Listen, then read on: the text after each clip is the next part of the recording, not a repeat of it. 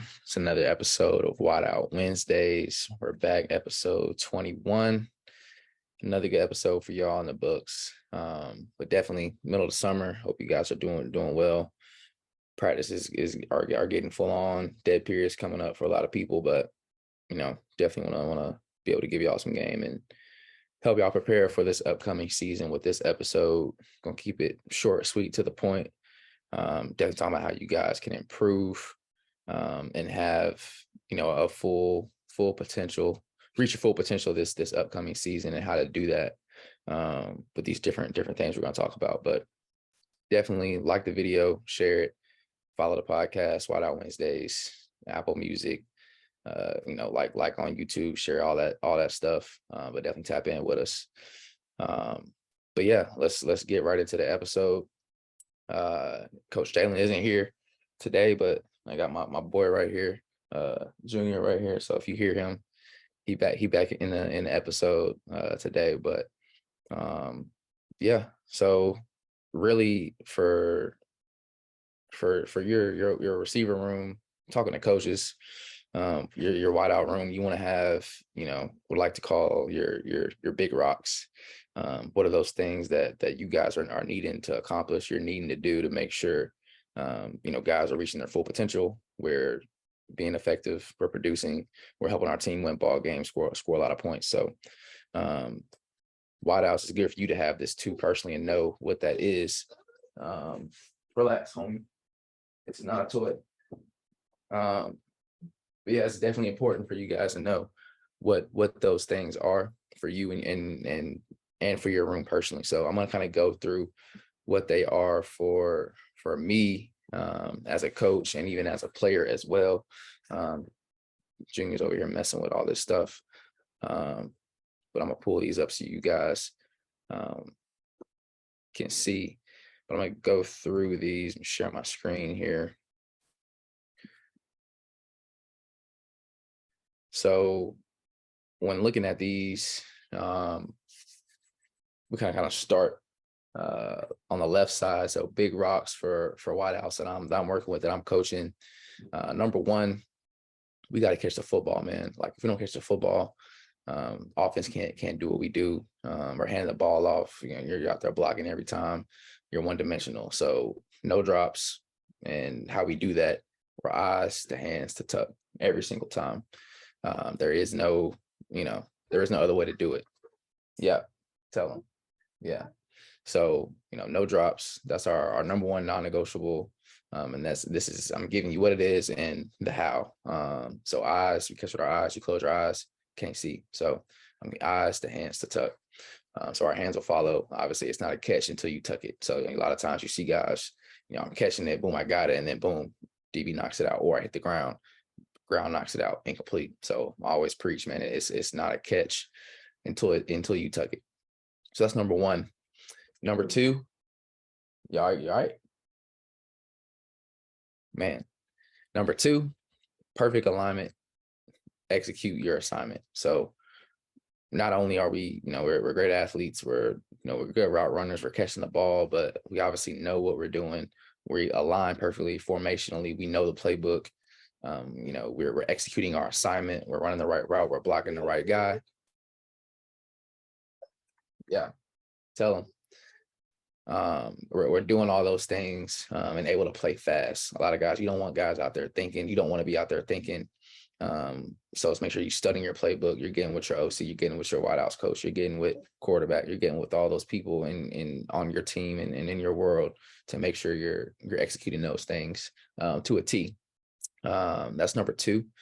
Number three, we're winning the three phases when it comes to out on the perimeter. So whether that's number one, obviously the release. If we got press, we're beating man coverage, or beating soft press. If it's off coverage, boom, I'm getting on toes. My stance and start is A1. Whether it's a pass or it's a run play and I'm blocking, it should look the exact same. There shouldn't be a tell for that defender. Whether it's you're running a route or you're coming out to block them. So, that stance to start is crucial. Number two, we're one in the break point. So our transitions are smooth, they're effective, they're efficient. We're not wasting steps. We're not, wild at the break point. We're smooth on our curl breaks, comeback breaks, our digs, our speed cuts, our whips, our pivots, all that stuff. We're clean on the transition. And that obviously a lot of that has to do with your stance and start. Hey, come here. Yeah, a lot of that starts with your stance and start, and selling that illusion of vertical pressure. I always talk about that. Go look at previous episodes to hear more about that vertical pressure. Number 3, obviously the catch point. Back to number 1 there, no drops. We're winning the catch point. If you don't win anything out of these 3, like if you win the catch point, doesn't matter. And then from there, obviously having the yak mentality, getting yards after catch. Last but not least, but very important, the mindset of no block, no rock. So if I'm not an effective blocker, I'm not an efficient blocker, I'm not a willing blocker, I don't deserve to get targets. I don't deserve to get opportunities to make plays with the ball. So that's really big for me. And if you can create an environment in your wideout room and you can create that mentality, it makes the team better. It makes your wideouts buy into your program. And obviously, you get rewarded for, you go pancake somebody or you make an effective block that springs a screen or your running back, 30, 40, 50 yards or even touchdown runs. So those are like my big rocks. And I think for me, that encompasses like everything that a wideout should be thinking about, should be, as you're watching a film, you're grading yourself, like, did I do these 4 things? And how to hold yourself accountable, kind of what's on the right here. So number 1 is just 100% effort, like controlling what you can control. Obviously, like at wideout, I can't determine if I'm getting targets. I can't determine if the line blocks or the quarterback gets a snap, or if he makes the right read, he throws me the ball perfectly. I can't control all that. But if the ball comes my way, I can control if I catch it. I can control my blocking effort. I can control my stance and start. I can control my break point. I can control when I do catch the rock. I am effective with that as well. So I'm just making sure that I'm really honing in on that. So number 2 is making the QB look good. So obviously back to number 1, big rock, no drops or fumbles, ball security. And I'm making tough catches. So a lot of times the ball's not going to be perfect, maybe low, maybe high, maybe on your back shoulder, on your back hip, behind you, a little far in front of you. Man, I don't know if I can make this catch. Everybody in the stands, ain't no way he's making this catch, but we find a way. If it's in our radius, we make 100% effort. And we're digging out low balls. We're using our eyes. We're high pointing. We're adjusting to throws, and we're making plays on the tough catches, making our QB look good. And obviously that creates opportunities for more targets if we're catching the tough ones. Obviously, we want to catch the easy ones. That's just focus with number 1. So number 3, obviously we're echoing calls and formations. We're making sure that we're being effective communicators on the field.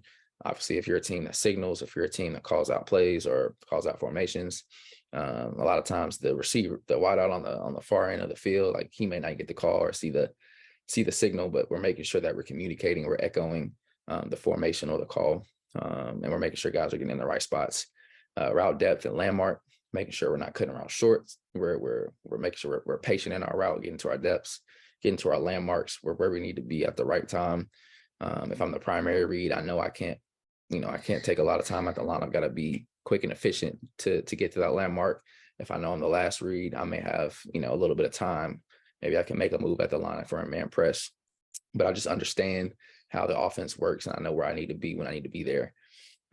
Number 5, back to just winning, the catch point and yak. I'm making the first man miss. That should be my mentality. The first man after you make the catch shouldn't tackle you. Like, it should be your mindset. And then from there, like, you should be turning 5-yard hitches into 12, 15, 20-yard gains if possible, taking, screens, 20, 30 yards if possible, making that first man miss. Because a lot of times you watch film, you go back and you see if that, if that first man, you would have made him miss, like there's another 10 plus yards almost every time. And obviously same thing. If I do those things, now my OC is calling more plays for me. Quarterback wants to throw me the ball because I'm getting them more yards, and you create more opportunities for yourself. And the last one, but not least, don't be a spectator, man. Obviously when the plays going the other way, or if it's coming your way, I'm not looking at where the ball's going. I'm an active participant. I'm blocking for my other wideouts. I'm blocking for the running backs, the quarterbacks. I'm springing first down runs into touchdown runs. And I'm, when I'm watching film, am I watching film while I'm in the game, or am I a part of the play? So whether it's, it could be something as small as, throwing a raking back, or, leading someone through, across the field. If they're, breaking tackles, I'm not just sitting him watching him make plays. I'm being smart about it. I'm not getting, blocking the back calls or anything like that, but, I'm making myself a part of the play. So those are really my, my big rocks and accountability when it comes to wideout. And I think if you do these things, you'll have a more productive season. You'll reach your full potential this season. If you're a coach, your room will play that much better and produce that much more. And there's different things that you can do within these different rocks to help you improve each of those different categories. So I hope this helps you. If you're watching this, definitely share this with your team, with your players, if you're a coach, and definitely reach out if you got questions, want to talk more about any of the different rocks here. But thanks for tuning in to Wide Out Wednesdays. We'll see you back here again next Wednesday.